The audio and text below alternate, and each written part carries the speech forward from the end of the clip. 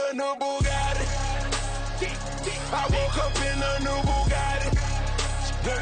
I woke up in a new Bugatti. I woke up in a new Bugatti. I woke up in a new Bugatti. Photographs of dope boys. It's all they taking. Fingerprints on a Rolls Royce. It's why they hating. Push a button on his broke boys. As detonation, walk the road to riches bare feet. I watch mama struggle, now she living carefree. That's why I hustle for that half a that's 12 G's. I'm trying to bubble every summer a new LP. You gotta love me, I got shooters out the D-League. Signing bone and hit that man, that's from 30 feet. Left fender puddle, fingerprints is on 100 mil. That's what it is, Ricky Rose and Ace Hood. We hella trill, yeah. I come looking for you a haze. What you know about this? I stay smoking on good Jamaican. We the best. Double M. 100 M's. You get money, they started hating. I woke up in a new Bugatti. I woke up in a new Bugatti. I woke up in a Good evening and welcome to the Environment Report. I'm John Atkinson with Graham Jordison. Hey, Graham. You know, we're going to jump right in this evening with Graham because he's over here telling me that he needs off work early. You know, I don't know if I believe This is work. This is work? Oh, yeah, we don't get paid, do we? Hot damn. I thought this was a hobby for us, John. I guess I need to reorder my priorities or maybe get a little sleep or something. Maybe you need a job. Jeez. I'm lucky enough to have a day job. Oh, I right. really am. I've been without it. I prefer to eat myself, you know. So, you know, we'll let you off this time, but you fess up. What are you going to be doing? What am I going to be doing? Oh, wow. Well, for those of you out here, this isn't our job. This is our hobby. This is to get the word out to the people, right? So There you go. well, as we've been talking the last few months about, well, the last few weeks, I should say, about some of the environmental issues in Omaha. The weatherman's here. Hey, And, have a seat, John. Take a number, dude.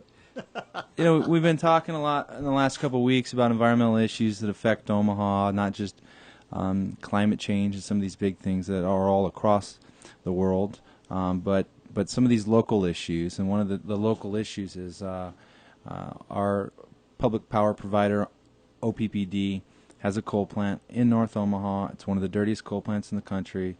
It was built before the Clean Air Act, or before the Clean Air Act, so it was grandfathered in.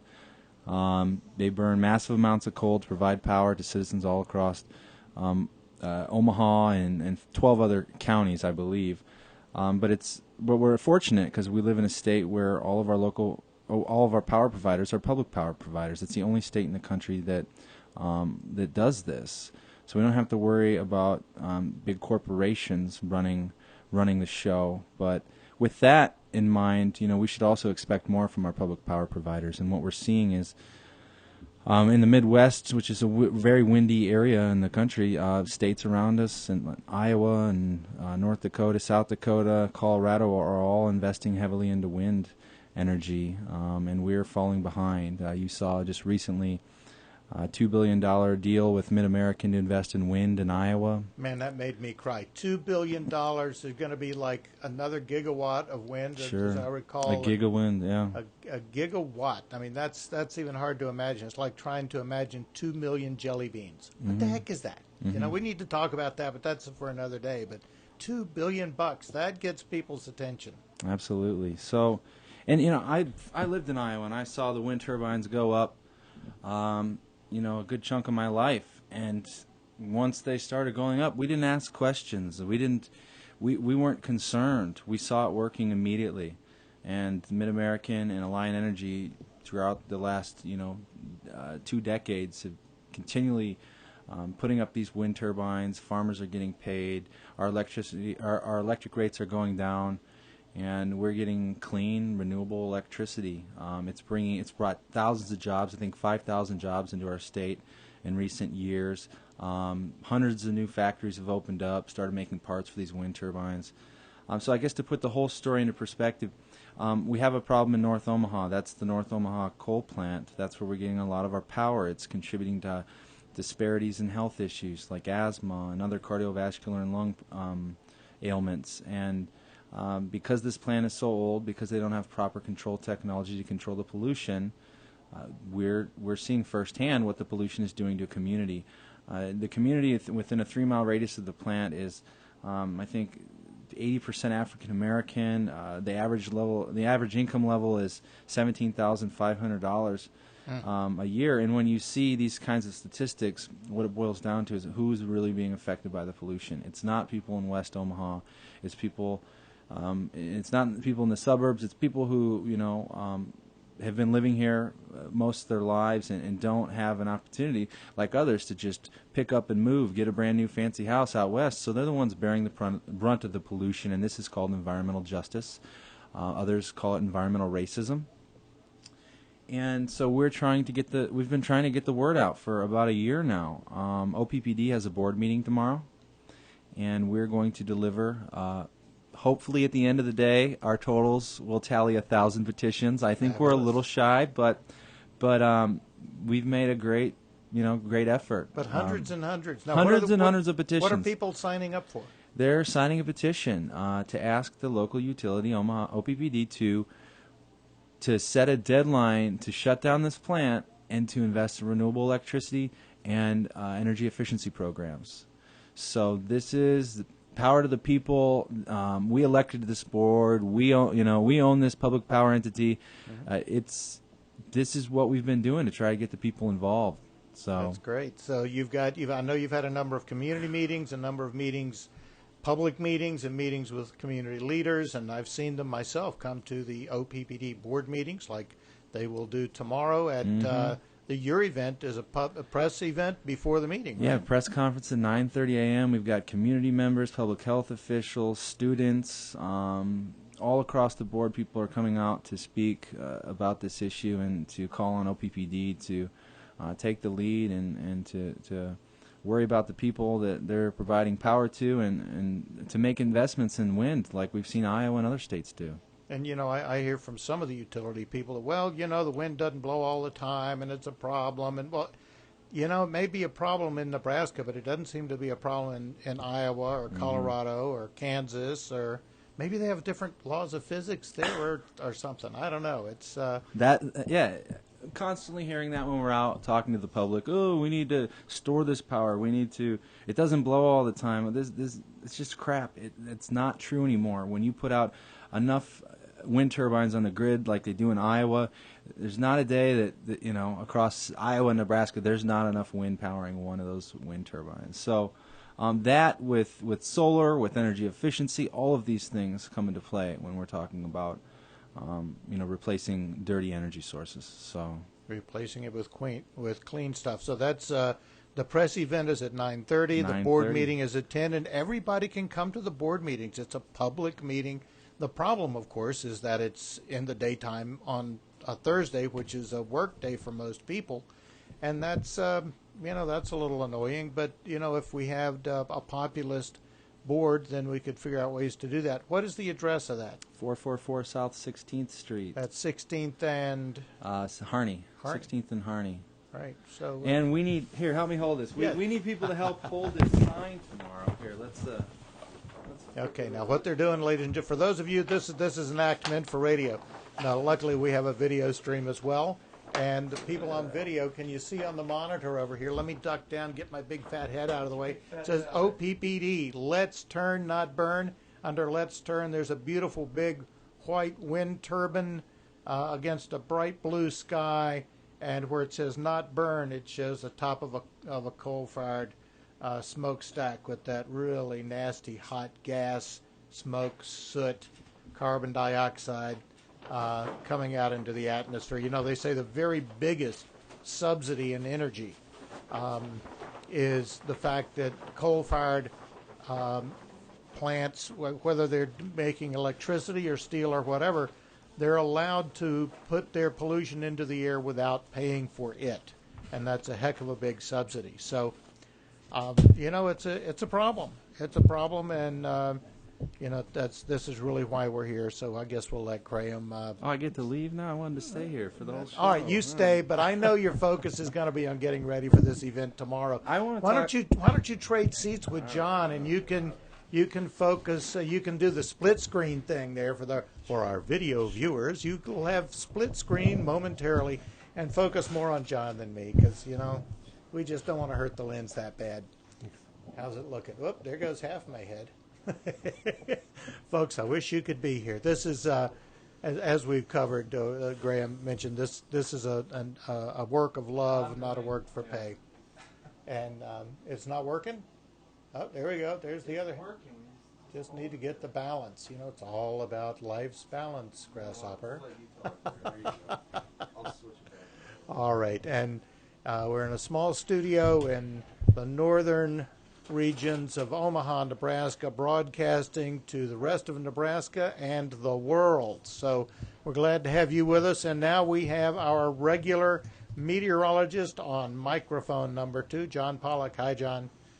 Good afternoon, and a wild May it's been so far. It sure has, I'll tell you, my 30-odd years as a meteorologist in Nebraska, I have never seen a stranger May. Really? Really. First off, Omaha set its monthly snowfall record. What? For in May? For May. April, yeah, we know we get a little snow in April. 3.2 inches of snow.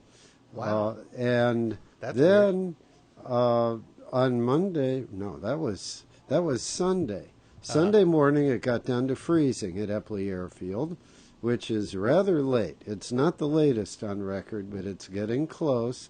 And then 2 days later, it was up to 101 degrees. Oh, you got to 100? We only got to 100 in Lincoln. Oh. Well, Tacoma got to 108. Yeah. No kidding. You better turn on a mic. If you want to chit-chat, you better get yourself to a microphone, boy. You know what I mean? You got to watch it. Number 4, I guess then I have to turn it on, right? Okay, I heard something go click and woof. That better be you. And we're leaving 3 off so the mice don't have their own microphone. I've got 2 cranked up, and we've got here number 4. Say testing 1 2 3, Graham. Testing 1 2 3. I didn't hear you, but I think these headphones are a bust. We're good. So we'll just assume that the whole world is hearing each of our sweet and dulcet tones. So more about this weirdo May, John. Okay, I have never seen such a huge temperature change in such a short time in May in eastern Nebraska. It might have been within the realm of possibility in western Nebraska, but we've never done this before. Part of it is the drought, because dry air doesn't take as much energy to heat it up or to cool it off. So the drier it is, the more extreme the temperatures you get. But also we've been having this wacky weather pattern where we've been getting all kinds of cold air from the north, and when that quit, we were getting hot air from the southwest, really hot air. It heated up like crazy. So we set a bunch of records, and all I can say is that it's not so great for most things that are growing, because they need somewhere in the middle and not the extremes in order to do the best. We also had, for the first time, 400 parts per million carbon dioxide, which is the global picture, the first time in human history. If you want to go back probably 5 million years or so, there was a time when... Wait a minute, you said 5 million years? 5 million years, approximately. That's give or take a few 100,000. That's a long time, right? A very long time. Jeez. That was the last time those kind of numbers have been seen. It has happened before in Earth history, but not in human history. Wow. So that's another indication of how much things have been destabilized, and we're continuing to destabilize them. For the next week, we're going to be on the warm side. We're hoping to get some decent rain, because we're still in a pretty severe drought from the Missouri River on west, and all the rain that we can get, we can use pretty much. Right around here, we had enough moisture in April and early May to help out the drought somewhat, but it's still really extreme in central and western Nebraska and points west. So when we get the rain, and that's good, does that mean we're approaching normal levels, but and that's making the dryness where it rains significantly less, but it's still within a drought context, or are we out of the drought? Eastern Iowa is out of the drought. Western Iowa is in marginal drought. Eastern Nebraska is in significant drought and needs more rain. Central and western Nebraska, and pretty much onto the west coast, is in severe to extreme drought, and those areas are in need of a good soaking, which for most of the west coast they will not get because it's too late in the season. And that leaves us vulnerable to more of these flash heat waves.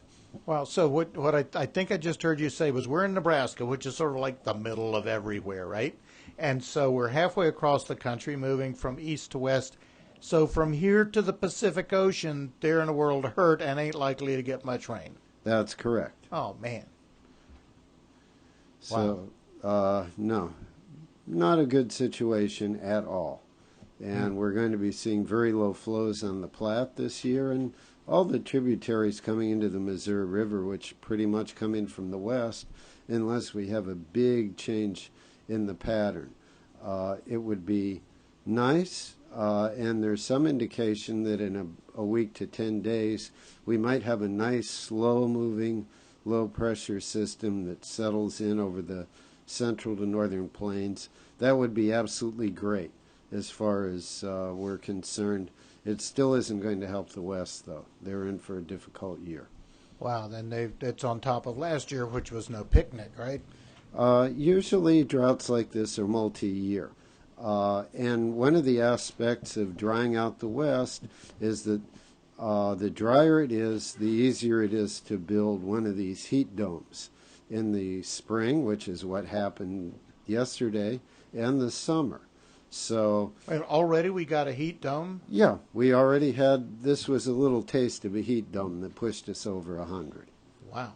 That's pretty amazing. And just for those of you who are not intimately familiar with Nebraska geography, the river that is most important to us here is the Platte, and it essentially gets every drop of its water from the Rocky Mountains, right? Well, not every drop, but it gets a lot of it, the base flow from the Rockies. Okay. Plenty of it comes from in-state, too. You have various tributaries that flow in from, you've got actually there's the North Platte and the South Platte, which come together. You've got tributaries like the Loup. There's a few others. The Republican River comes into it. It is possible to help out the Platte by getting rain inside the state, but we depend on the base flow for what's coming out of the Rockies. And if the Rockies are dry, we're in trouble, and they're looking pretty dry for the rest of the year, you think? Well, probably through the rest of the spring and the summer.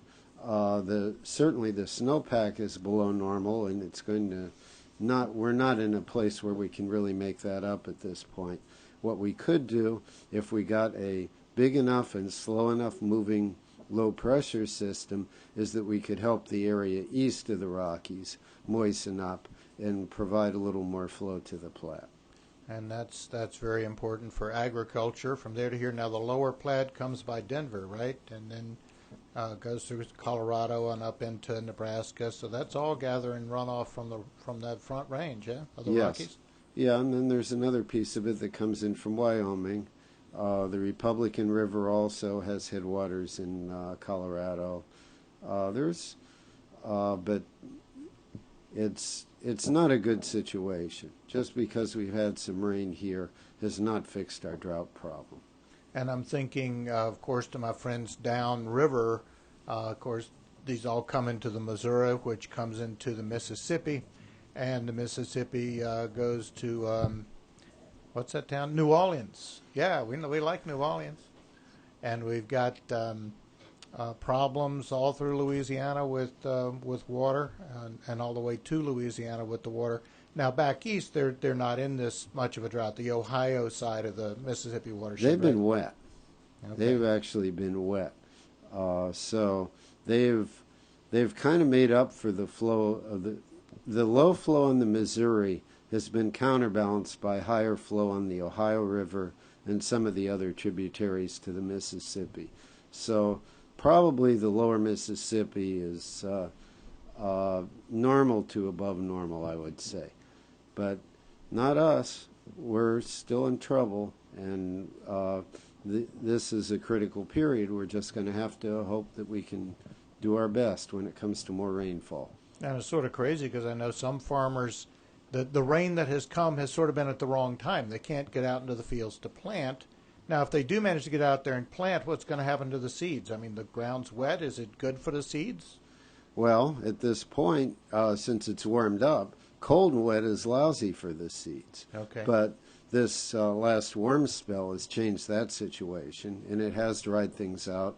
I'm sure that all the farmers are going to be doing their absolute best to get everything planted now while conditions are favorable, and hope that they haven't lost too much of the season. The other critical thing is if the heat dome does happen to build in before the corn is far enough along, then you'll lose yield because hot weather interferes with adequate corn pollination. But that's a story for another day. Yeah, we'll count on you to bring that, because we've got some, and I'll resist making corny jokes here. We have corn being a pretty important part of the Nebraska economy at this point. It's almost feels to me like it's a little over-reliant on that single crop. Well, I would agree from the standpoint of a climatologist, because as global warming continues to operate, we're going to be pushing the Corn Belt gradually north in Nebraska, and what that means is that there are going to be more and more years that aren't favorable for growing corn because it's too hot or too dry or too something that doesn't help the corn along. I want to switch back to what we were talking about before, because there's an aspect to this power plant that I want to talk about. Great. We do have, of course, when you inhale particulates, it's the fine particulates that work their way deepest into your lungs and are the hardest to get rid of. So they do the most damage. They also can contain things like sulfur and heavy metals that you don't really want being injected into your body, which they are. But one of the particularly bad things that wasn't understood when they put that power plant in, but we need to understand now, is that North Omaha, and for that matter Council Bluffs, are in an inversion area where the pollutants from that power plant get trapped. And a lot of times when there is an inversion, the wind tends to be light and variable, or light often from the north. And the north wind will bring the pollutant down into Omaha and Council Bluffs and concentrate it bluff to bluff. So that area is getting an unusual exposure. And there are times when it's foggy in the morning, maybe a little drizzly, and that fog and drizzle can deposit those particulates onto the ground, where they're taken up by the vegetation. They become part of the soil, where they can be consumed by children. And this has been going on for decade after decade. And as I say, originally it wasn't understood, but we do understand it now. We know we have a problem now, and we owe it to the health of our community to be doing something about that. That's one of the aspects. These plumes do not just spread out equally in all directions. They tend to go up the river valley or down the river valley. Of course, up the river valley isn't as populated, but down the river valley is putting you into a low-income area that's near the river. The reason that it's low income in part is because it's an older area, and older areas have a tendency to get kind of run down, and people with lower incomes live in them, and you'll see this demographic pattern not just here but in many parts of the country. But this is ours, and it's our power plant, and we need to be prodding our elected board to do something about this health problem. Their mandate does not simply have to stop at the cost of electricity. It needs to include the health of the community. Thank you very much. Now, if you would allow me to just see if I've got this right. The particulates are like the little gritty stuff, soot and little gritty parts that are really too small. You might be able to feel them, but you really can't see them. They're tiny, right? You would not feel them. These things are essentially dust motes. That's part of it. There's another part of it that are called aerosols, and one of the that's to meteorologists, and these are things that are actually liquid in form. They're oily or acid particles. They may have a little bit of grit in them, but they're mostly liquid. They can be sulfuric acid. They can be nitric acid. Those are no good for your lungs either. But one of the things that they love to do is absorb water. So if the humidity is high, a little teensy aerosol particle, which is mostly liquid, will balloon up. It will absorb water, preferentially out of the atmosphere, because it can absorb water even when the humidity is a little below 100%, and it makes little acid droplets that are the first stage in acid rain. So what I think what I just heard you say was, and excuse me, but this is sort of startling. If you have a foggy day downwind of the power plant, you're walking through sort of a weak solution of sulfuric acid? Yes. No That's shot. right. Breathe deep. Wow. Take the hair right out of your lungs, I tell you. Yep, it's not going to help your asthma, that's for sure. That's a chemical irritation that you don't want to have going in there. Anybody that's having a hard time breathing or having a hard time getting enough oxygen anyway, and under the right circumstances, and the reason for the passage of the Clean Air Act is because back east there were cases where this kind of stuff would get trapped in a narrow valley, narrower than what we have in general, and actually create casualties. There was a pretty famous case in Donora, Pennsylvania, where they had enough acid fog that it actually pushed the death rate up substantially because people couldn't get out of the acid stuff they were breathing. It was irritating their lungs and it was choking them, just like an acid attack.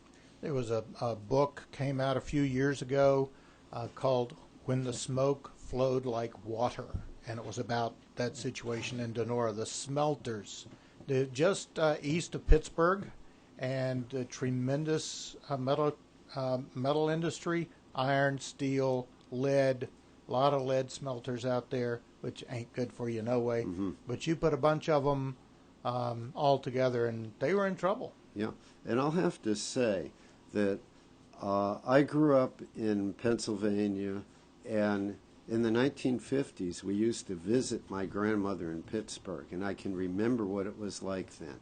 And the descriptions you have now of China and how terrible it was, Western Pennsylvania resembled that in the 1950s. Every morning, my grandmother would go out there with a broom and dust off her porch. She needed to do it every day because there was so much dust from the industrial facilities.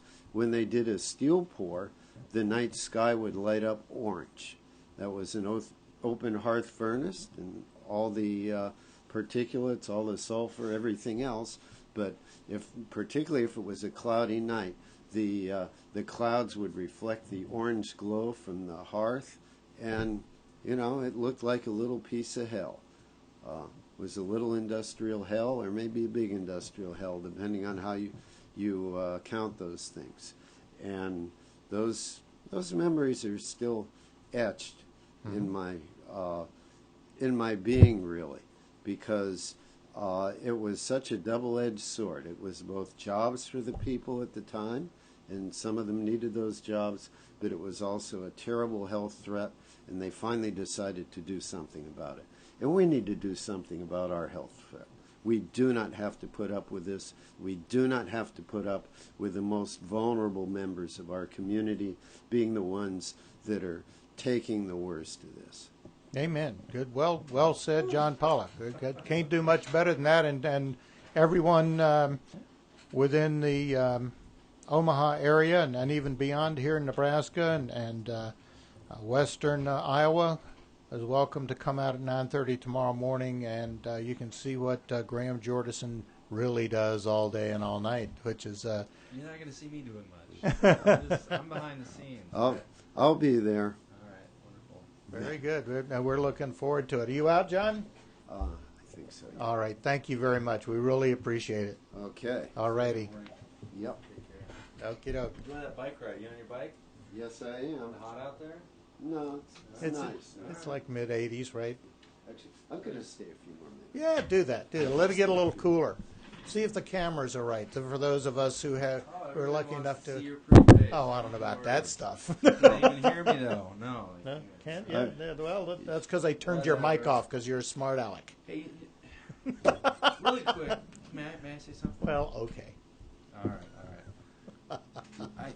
We talk a lot about the effects of the pollution, the chemicals, the things that we're putting in the air. But last time I touched base on this, and I want to say it, I'm going to say it. This is also about corporate power and corporate greed, and making a buck off of people's health, and there are entities in the city that can work to pressure OPPD to clean up. The coal that the coal plants burn are coming from Kiewit-owned mines. Kiewit being the company that's headquartered in Omaha. Big deal around town too. Kiewit Construction, Kiewit Foundation, Kiewit this, Kiewit that. Absolutely, and the mines where the coal is coming from come from these mines in Wyoming, in the Powder River Basin. There's huge strip mining going on there. The railroads that ship the coal across the country are they're headquartered here in Omaha. There's Union Pacific, and over, I think, 60-70% of what they haul is coal. I could be off, but I'm pretty sure that's close. And then we have BNSF Railroad that's owned and operated by Berkshire Hathaway. That's Warren Buffett's from this town. So there's a lot of connection between the pollution and climate change and the health problems that we're facing and some of the richest men in the world.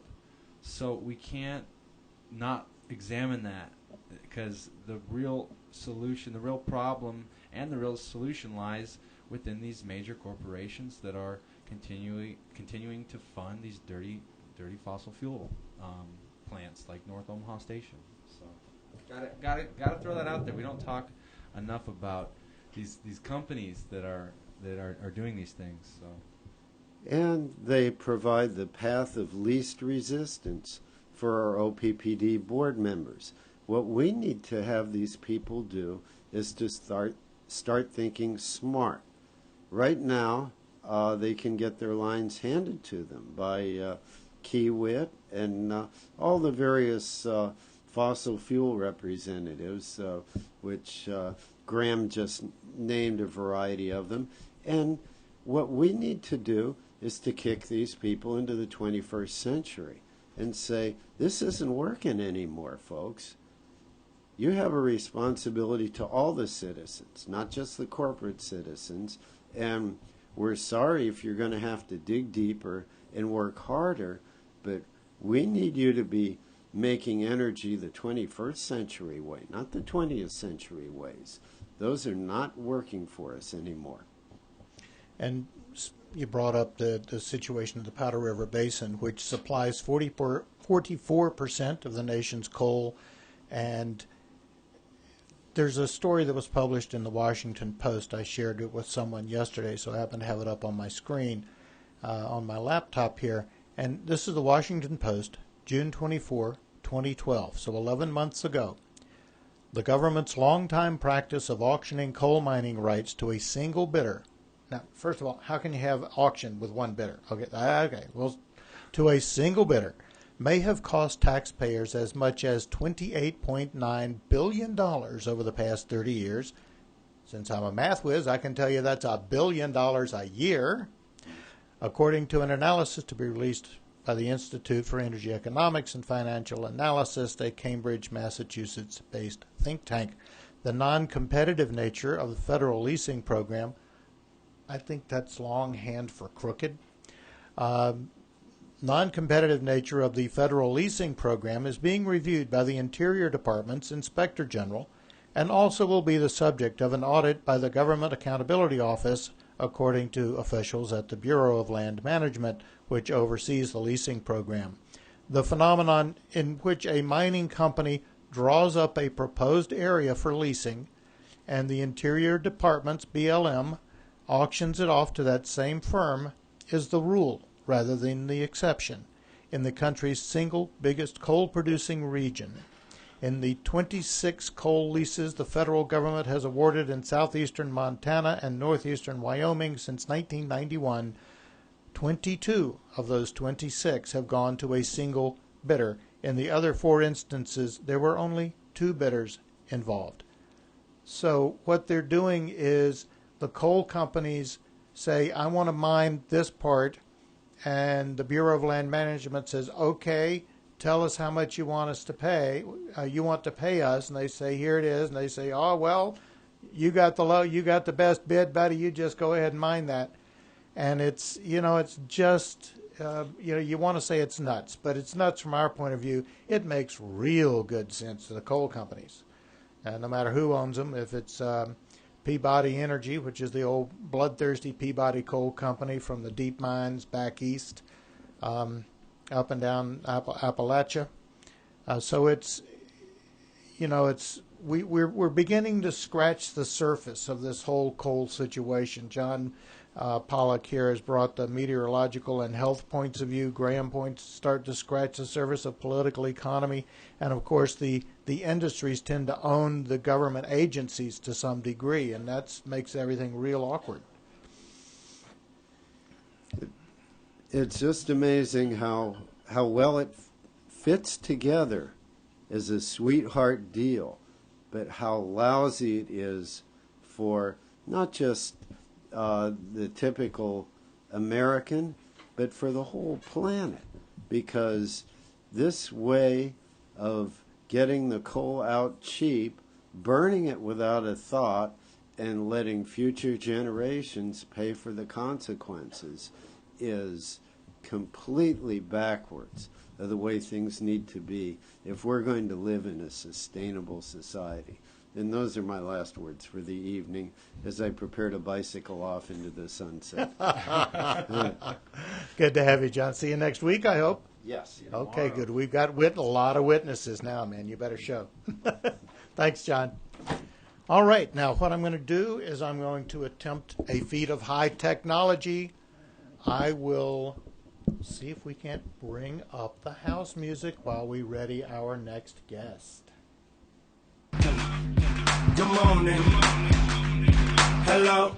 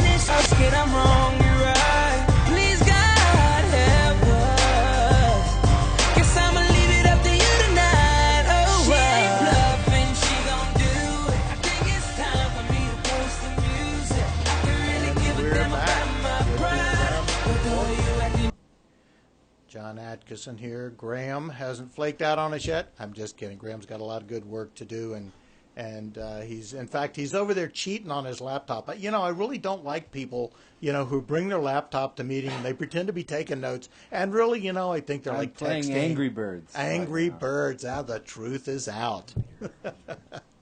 Okay.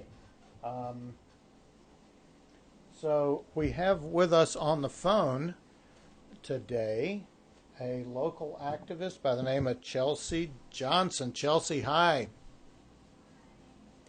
Good to have you with us. What we've got, it's our very great pleasure. You've done a lot of good work in Nebraska here.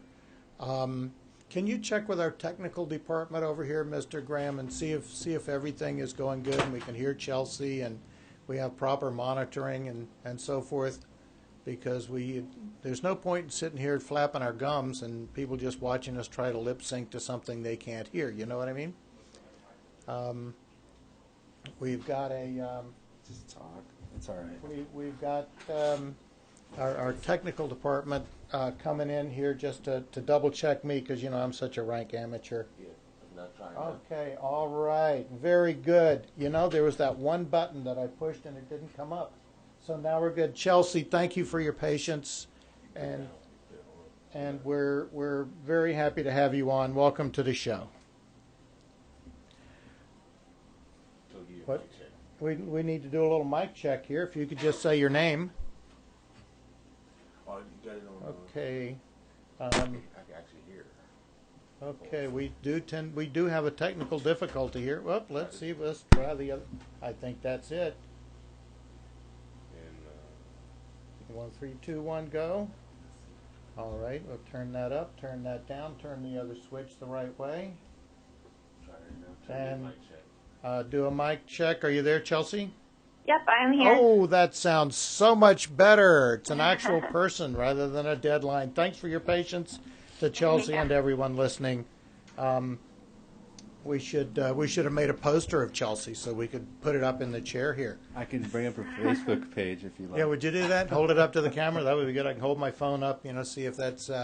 Nah, just kidding. It's a nice picture though, Chelsea. I have to say. Now, tell me this: what is? You're getting ready to blow town, but before we get to that point, tell us a little bit about yourself. Where are you from? How did you get to this point?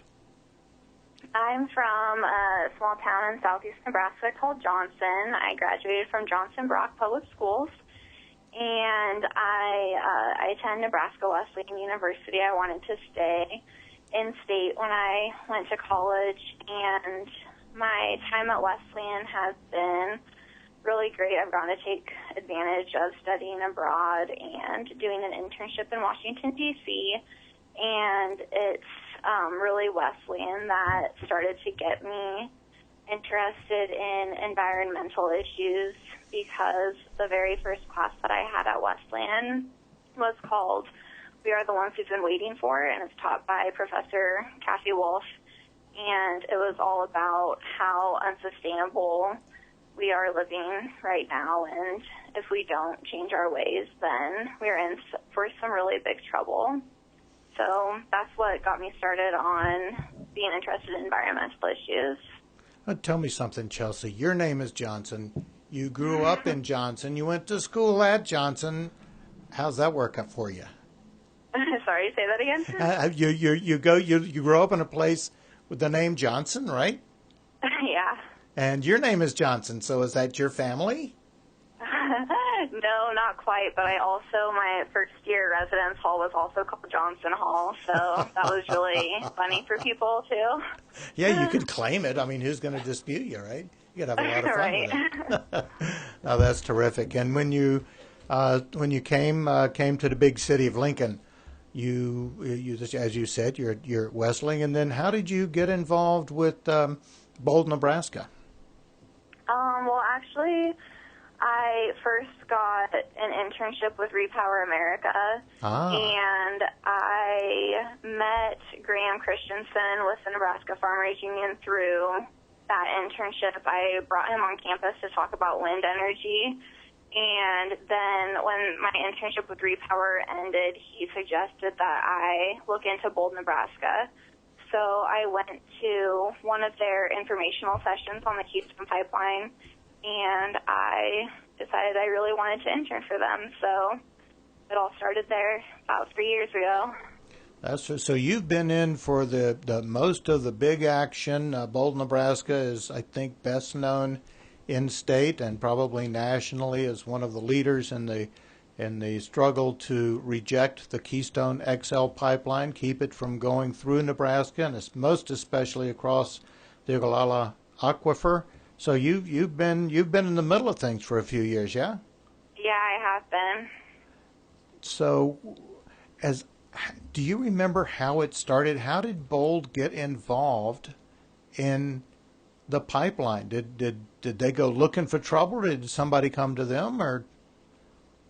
I wasn't actually there when it all started, but from what I know, it was actually some landowners that approached Bold and talked about what was going on with TransCanada and why the pipeline was a bad deal, and so we got involved that way, from what I understand. And that's what I've heard too. I understand that your fellow Bold person, Ben Gottschall, had something to do with that. Uh-huh. And Ben was one of the people, and I know we've got a number of folks with that's affiliated with Bold who've become quite well known across the country, even through their activity. And it's good to have that experience and good to take that out into the world. Now, what are you going to be doing in D.C.? I have an 8-week internship with the USDA, and I'm in their rural development office, and I'll be working on community and economic development. And after that, I'm hoping that it will turn into a year-long fellowship through the Truman Foundation. I was awarded the Truman Scholarship last year, so that's why I am able to intern with the USDA this summer. And if it doesn't work out, then I'm not really sure what I'm going to do. Well, your right answer would be you would come home to Nebraska because we need you here. Eventually. I understand that one of your other cohorts there at Bold might be coming back. Melinda might be coming back into the state. That'll also bolster us a little bit. Yeah, definitely. Yeah, for sure. So you'll be going from small town Nebraska, which, as we all know, is the middle of everything in America. Yep.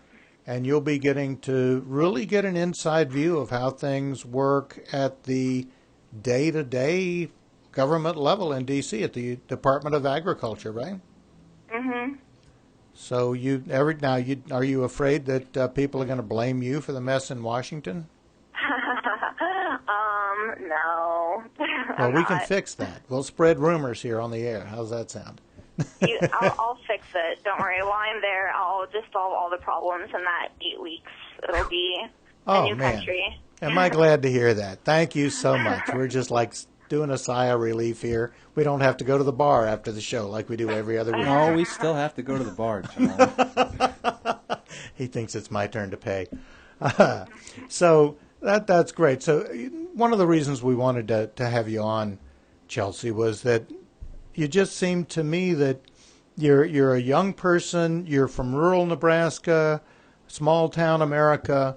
You come, you go to school, you get motivated, you're involved. I mean, I know you from energy issues and your activism, and that you invited me to come to Wesleyan for the Earth Day event, and we had a table there, and it was very, very pleasant. And so you've made an impact here. You're just getting started. You're headed to D.C. to get some of that experience, and I have to tell you, we sure hope you do come back and come back when you're ready, but don't wait too long. All right. Thanks, John. Thank you. You have a good evening. You too. Bye, Chelsea. Bye. Well, there we go. That's somebody going away, and somebody we want to make sure comes back, because there's a number of people who have gone out from Nebraska There should be a list in my brain. I'm thinking of Mitch Payne and Lucas Sabalka and several others, Melinda Frevert, who go out and come back, and that's really good because we have that Nebraska flavor, but with the experience of the world. And I tell you, we all need that cross pollination, huh? That's generally true. Iowa, I see more of people leaving Nebraska than I see Iowa. Young people. You always got to go this Iowa thing, don't you? I know, I do.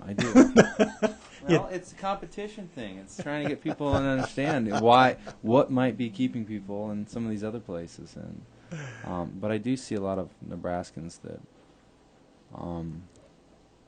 that leave the state, and hopefully they'll come back someday. But you have like elections like last night and other things that are going on in the state that might keep a little discouraging. Some of the young people away. That's all I'm saying. Yeah, I know. So Iowa needs you, young, smart, progressive Nebraskans.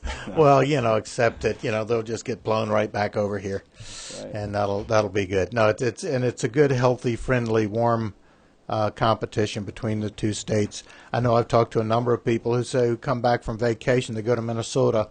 No, I don't know why, but they go to Minnesota for a vacation. And they come back and they say, everywhere along the interstate, you see all these wind turbines. Why don't we have that? And the only thing I can say is because they want to have them, so they make it happen. And that's one of the things we're in the process of doing here. But since Chelsea brought up D.C., I just want to talk about a couple of the current scandals there. If we can just, there's scandals. They usually are, but it's interesting to see which ones get covered and with what spin. Now, the two scandals right now that I have in mind are the IRS querying the conservative, i.e. the right-wing groups that apply for tax-exempt status. And you contrast that with the scandal of the Justice Department making an electronic raid on the Associated Press to get their phone records. So I want to contrast these two because, to me, they both have implications at a really important constitutional level. And since we don't have all the time in the world to cover every detail in the last 7 minutes of our show, I just want to raise a couple of questions, and I would ask everyone to keep it in mind. The IRS scandal is, I was listening to an NPR story on the way over to the studio, and the spin is the Republican spin. I mean, it's their talking points and their language for the most part, and the administration, the Obama administration, appears to be in full-fledged defensive mode.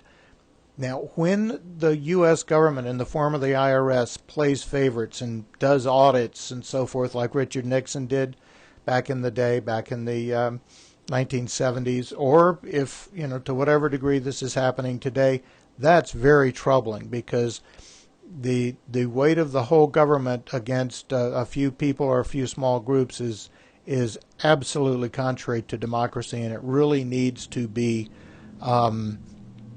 corrected, set right.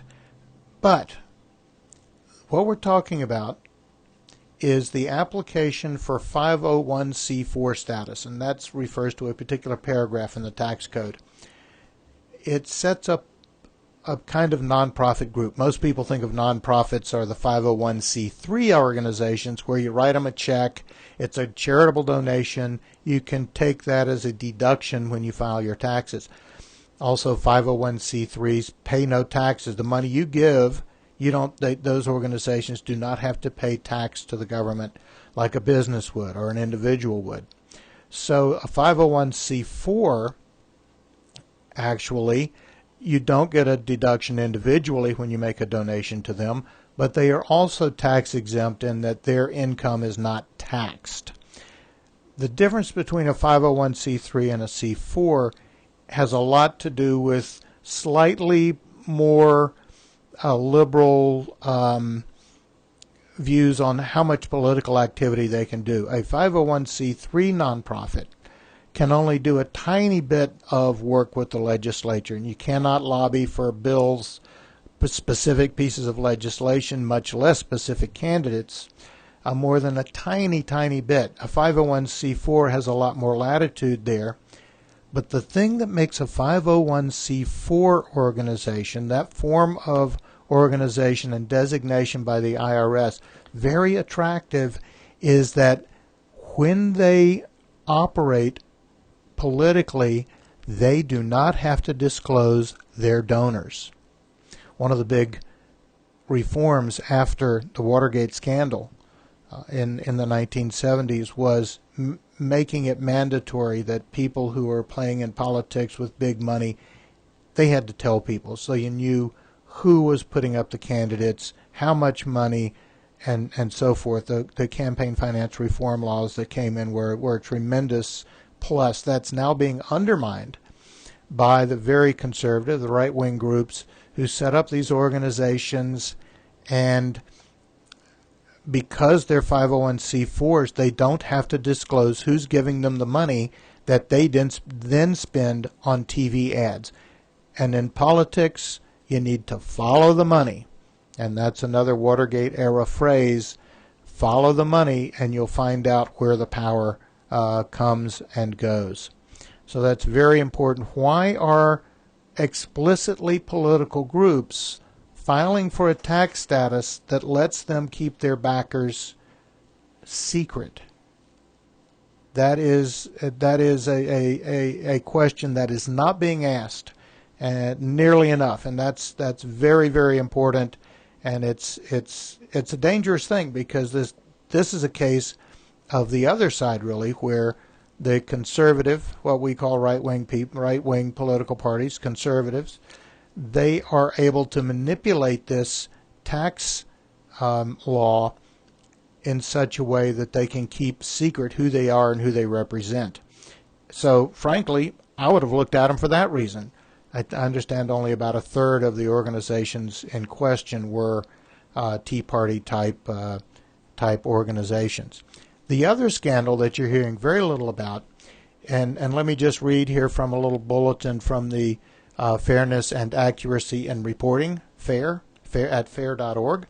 Their bulletin today, it says, the Justice Department's seizure of phone records from the Associated Press News Service as part of a leak investigation revealed on May 13th constitutes a troubling encroachment on the freedom of the press.